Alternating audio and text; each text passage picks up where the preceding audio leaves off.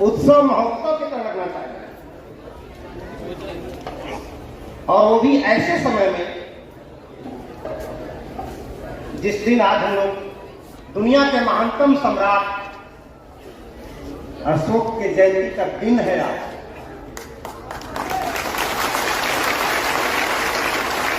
और ऐसे व्यक्ति के उपस्थिति में हम मना रहे हैं जिन्होंने सम्राट अशोक को आजादी के बाद पहली बार इतना बड़ा गौरव प्रदान किया है, राष्ट्रीय अवकाश घोषित।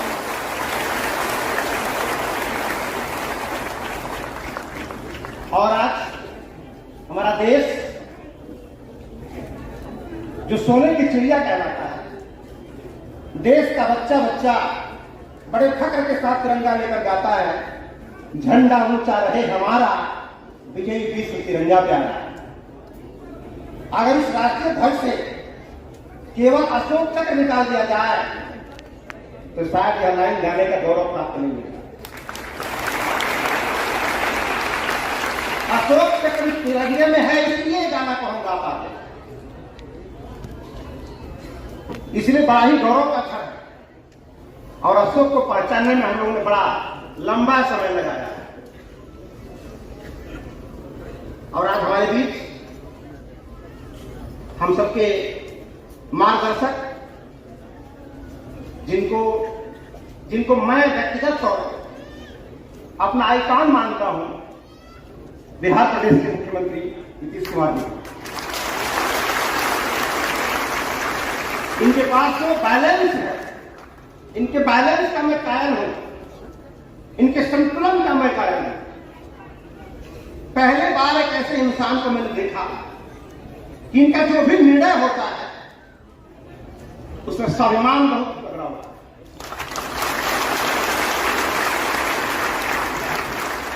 और बिना किसी को ठेस पहुंचाए, बिना किसी को आघात पहुंचाए अपनी बात कैसे कहना है, कि आपसे सीखता हूं। और जो इनका जीवन चरित्र है, मैं तो ये कहूंगा कि ऊबड़ खाबड़ रास्ते में गाड़ी चलाने के मास्टर, रास्ता ऊबड़ खाबड़ हो, परिस्थितियां विपरीत हो, तो गाड़ी कैसे चलाई जाती है, ये आपसे सीखता हूं। और लंबे समय के बाद आज हम लोगों ने आपको पाया है, तो निश्चित है कि हम लोग छोड़ेंगे नहीं है।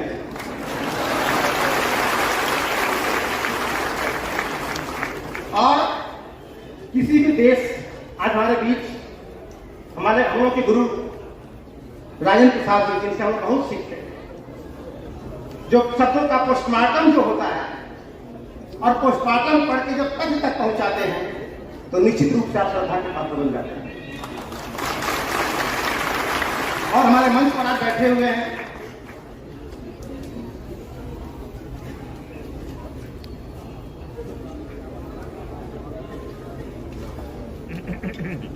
बिहार प्रदेश के माननीय मंत्री आलोक मेहता जी, भूमि राजस्व भूमि सुधार विभाग। मैं सम्राट अशोक क्लब की तरफ से आपका तहे दिल से अभिनंदन करता हूं। आज हमारे बीच बैठे हुए हैं मधु सिंह जी, मैं तहे दिल से मानव की तरफ आपका अभिनंदन करता हूं। हमारे महासचिव शत्रुघ्न साक्य जी, जो अनुशासन के प्रतीक माने जाते हैं, उनका अभिनंदन करता हूं, स्वागत करता हूं। और आज ना होने का सौभाग्य है, इस सम्राट अशोक के सिद्धांतों को एक व्यापक रूप देने के लिए हमारे बीच उपस्थित हैं मोहम्मद अनीसुर रहमान काश्मीर सर। बहुत बहुत अभिनंदन, स्वागत करता हूं आपका। डॉक्टर वीरेंद्र जी हमारे बीच बैठे हैं। इन सारे लोगों का अभिनंदन करते हुए आप सभी का अभिनंदन करता हूं, खासकर अपनी बहनों का और माताओं का, क्योंकि 6 किलोमीटर की यात्रा करके हम लोग धूप में आए हैं। और एक तो माता जी ऐसी इसमें बैठी थी, पता नहीं कहां बैठी है, कमर तक झुकी हुई थी, कमर तक झुकी थी, सीधा नहीं चल पा रही थी। लेकिन इतने 6 किलोमीटर की यात्रा को कंप्लीटली तय किया। जहां भी बैठे हो उनका अभिनंदन करता हूँ। चाहे जहां बैठे आपको से प्रेरणा मिल रही, जब ये चल सकती है तो हम लोग क्यों नहीं चल सकते। तो मैं चाहता हूँ स्पेशल तौर पर उस माँ के लिए यहाँ बैठी हूँ, आप सबके लिए जोरदार ताली होनी चाहिए।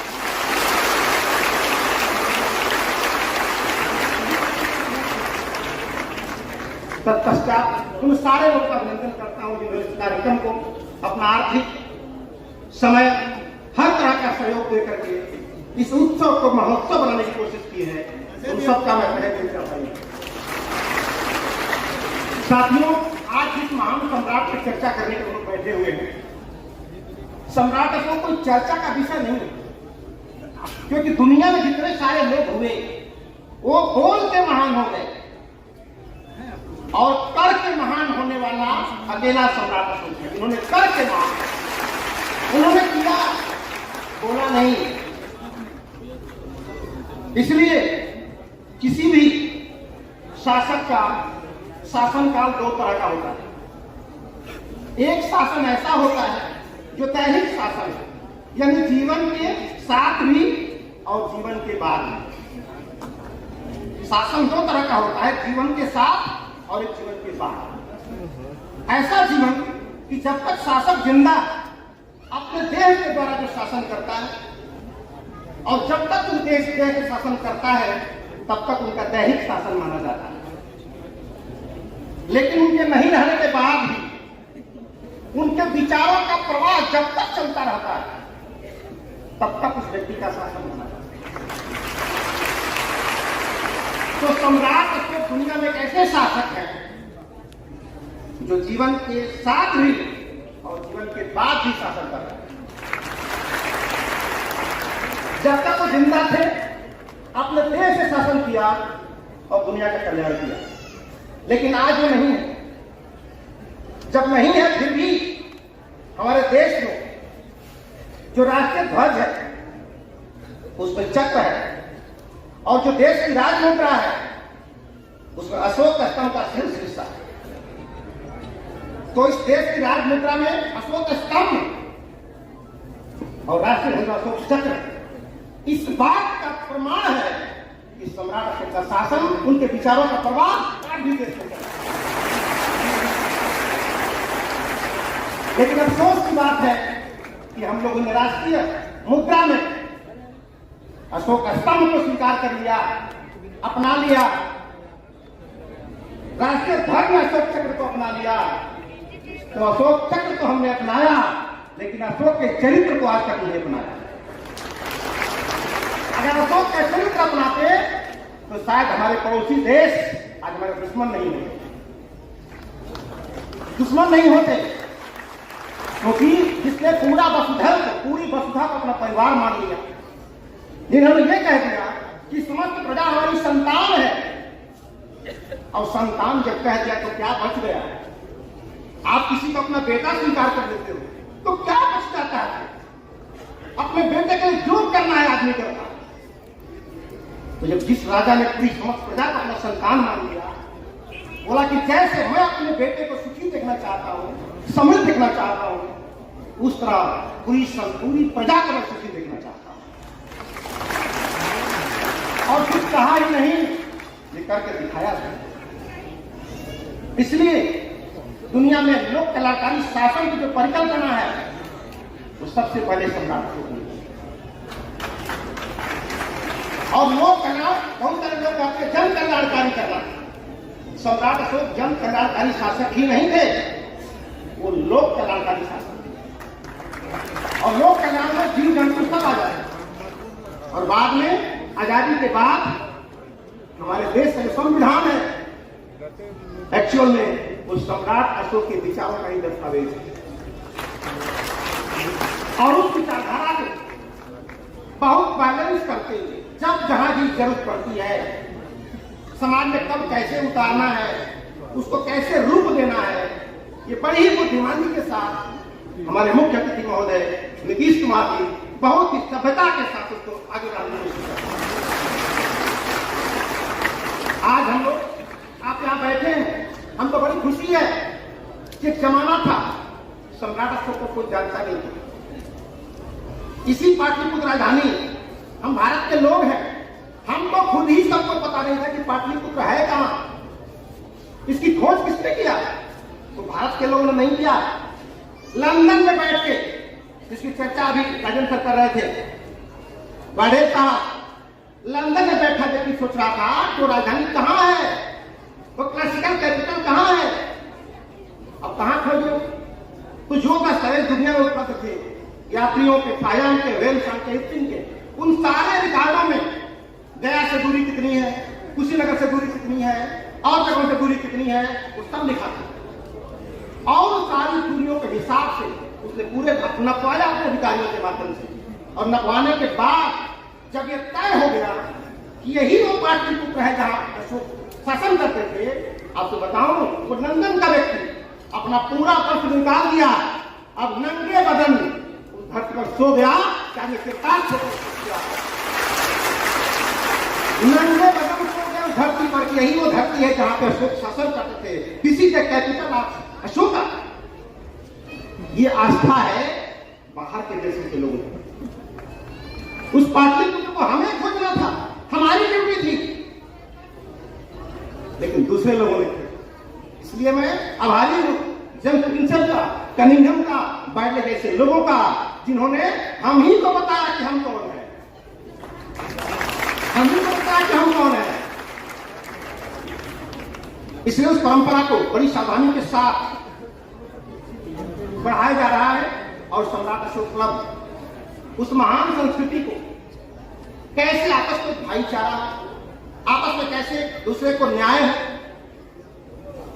एक संतुलन कैसे स्थापित समाज में, क्योंकि सम्राट अशोक की नजरों में आपका धर्म क्या है ये कोई विषय नहीं है, आपका आचरण क्या है ये महत्व है, आप कितने ज्ञानी हो ये दो कौड़ी की बात है, आप करते क्या हो ये महत्व की बात है, क्योंकि रिजल्ट तो करने से आएगा।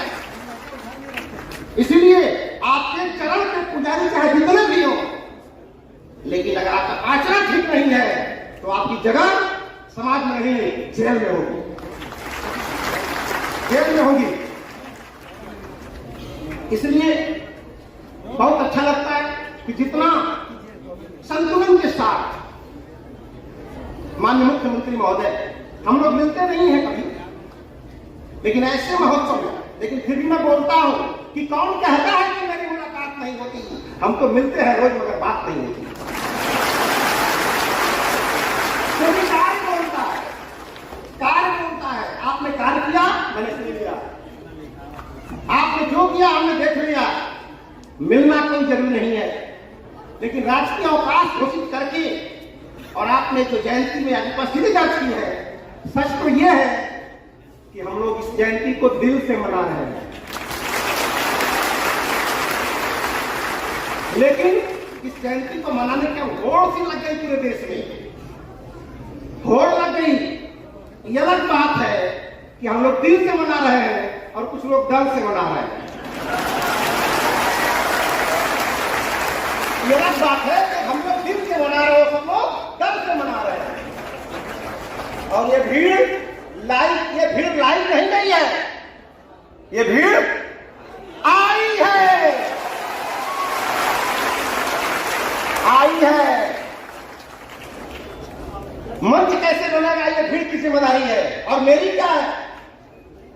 मैं मुख्यमंत्री महोदय से विनम्रता के साथ कहना चाहता हूं कि जो भीड़ दिखाई दे रही है यही हमारी औकात है, यही हमारी ताकत है। और एक बार नदिया में आप गए थे 2 फरवरी को, आपने एक होमवर्क दिया हम लोगों को, आपको नहीं याद होगा शायद, लेकिन हम लोगों ने लिख लिया उसको इतिहास के अपनी किताब में, कि जिस तरह से सम्राट अशोक क्लब काम कर रहा है, जिस महापुरुषों को प्रेरणा का स्रोत बनाया है, उस महापुरुषों में इतनी ताकत है, उनके विचारों में ताकत है, और जिस तरह से अनुशासित तरीके सम्राट अशोक क्लब काम कर रहा है, अगर इसी तरह करता रह गया तो 60-70 साल में देश के हर गांव में पहुंच जाएगा। और 70 साल को हमने अपनी डायरी में लिख लिया है।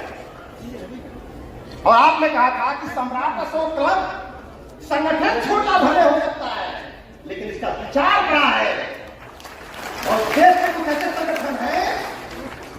संगठन बड़ा हो सकता है, विचार बड़ा छोटा। आप लोगों से कहना चाहता हूं, अगर सही मार्ग पे आप हैं, आपका विचार सही है, नियत सही है, तो आज भीड़ कम रहेगी, कल भी आ जाएगी। और आपका विचार गलत है तो आज आपके पास भीड़ है, कल चली जाएगी। इसलिए सम्राट अशोक जैसे आदमी को हमने पकड़ा, एक ऐसा बैलेंस। वो कहते हैं कि किसी भी धर्म का कर्मकांड का आगे महत्व नहीं है, उसका अनुयायी कितने में महत्व नहीं है, उसका दृष्टिकोण क्या है, उसकी नियत क्या है। और भारत तो सौभाग्यशाली है, धर्म को फोकस कर रहे हैं, जहां अधिकारियों को हटा दिया गया है कि आप लोग बनाओ, अब अधिकारी अपना काम छोड़ के मनाया है। तो मैं ये चाहता हूं कि जिस तरह से हमारे मुख्यमंत्री महोदय ने राष्ट्रीय अवकाश घोषित कर राष्ट्रीय पर्व बना दिया है, आप लोग मेहनत करके इसको सामाजिक पर्व बना दें, सामाजिक पर्व बना दो, ताकि सरकार भूल भी जाए तो हमें नहीं भूलना है। यह हमें होना चाहिए। इसलिए आज जो अशोक ने जो धर्म की बात बोली, आप कभी भी अपनी बात पे, अब सोचो अशोक चक्र तिरंगा में क्यों आया? क्या अकेला चक्र था क्या? भारत में बहुत सारे चक्र थे, भारत में बहुत सारे चक्र थे जो लाए जा सकते थे तिरंगा में, लेकिन वो सारे चक्र हिंसा के प्रतीक थे, हिंसा का प्रतीक था। जब भी उंगली से बाहर निकलता था तो किसी न किसी की हत्या करता था। लेकिन अशोक का चक्र घूमता है तो लोक कल्याण करता है, इसलिए देश की राशि बढ़ती है। और क्योंकि देश हमारे संविधान का सपना है वेलफेयर स्टेट की स्थापना करना, लेकिन आज लोग वेलफेयर स्टेट की स्थापना न करके वेलफेयर रिलीजन की स्थापना कर रहे हैं। वेलफेयर स्टेट की नहीं, वेलफेयर रिलीजन की स्थापना कर रहे हैं, जो ऐसा होना ठीक नहीं है। इस देश में सारे लोग रहते हैं और सबको सम्मान के साथ जीने का, सबको सम्मान के साथ जीने का। हमने माना कि गीता एक पवित्र ग्रंथ है, हम सम्मान करते हैं। कुरान एक पवित्र ग्रंथ है, हम सम्मान करते हैं उसका। लेकिन गीता और कुरान के अनुयायी जब आपस में लड़ते हैं, झगड़ते हैं, तो उनके झगड़ों को सुलझाने की क्षमता न गीता में है न कुरान में, वो तो है केवल भारतीय संविधान में।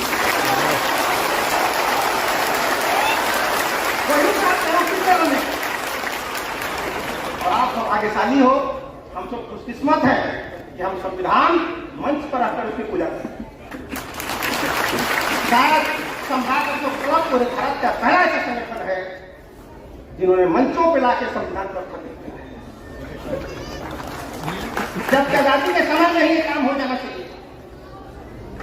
पोलियो का जब कानून बनाया कि पोलियो जाना चाहिए, तो पोलियो का खुराक लोग गांव में जाके नहीं, दिल्ली में जाके नहीं पिए, छोटी समितियां बनाई गई, तब भी लोग नहीं पिए पोलियो का। घर घर में कुछ घुस के पिलाया गया, उंगली पे दाग लगा, कौन पिया है कौन नहीं पिया है। उसी तरह से भारतीय संविधान बना, तो संविधान की भावना क्या है, संविधान चाहता क्या है, इस भावना को भी गांव गांव जाना चाहिए था। और उंगली में दाग लगाना चाहिए, कौन कौन इस भावना को जानता है, कौन कौन नहीं जानता है। जो लोग नहीं कर सके तो चूंकि हम तो पूरे प्रियदर्शी सम्राट अशोक के वंशज हैं, और प्रियदर्शी का मतलब ही होता है केवल प्रिय को देखना, केवल सकारात्मक देखना, नकारात्मक की तरफ ध्यान न देना। प्रियदर्शी का वर्ड भी नहीं होता, प्रिय मतलब अच्छा, सकारात्मक, और दर्शी माने देखो। तो दुनिया में कोई सूक्ष्मदर्शी होगा, कोई दूरदर्शी होगा, लेकिन सम्राट अशोक क्लब तो प्रियदर्शी है। और इसी प्रिय दर्शन को देखने की कोशिश कर रहे हैं, और जिनका विचार इन विचारों से मेल खाता है, जो प्रिय दर्शन चाहता है, वो हमारे साथ छट जाता है, और उन्हीं में से हमारे मुख्यमंत्री महोदय ने आज। तो बहुत ज्यादा नहीं कहूंगा क्योंकि बहुत दिनों के बाद हम भी मिले हैं, तो आपको सुनना है कि नहीं सुनना चाहिए। तो मुख्यमंत्री हमारे बीच में बैठे हैं, इसका एहसास कराना होगा आपको।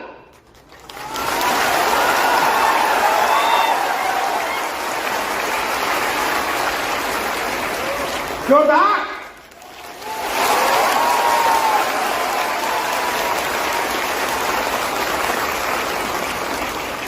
बहुत बहुत धन्यवाद, थैंक यू।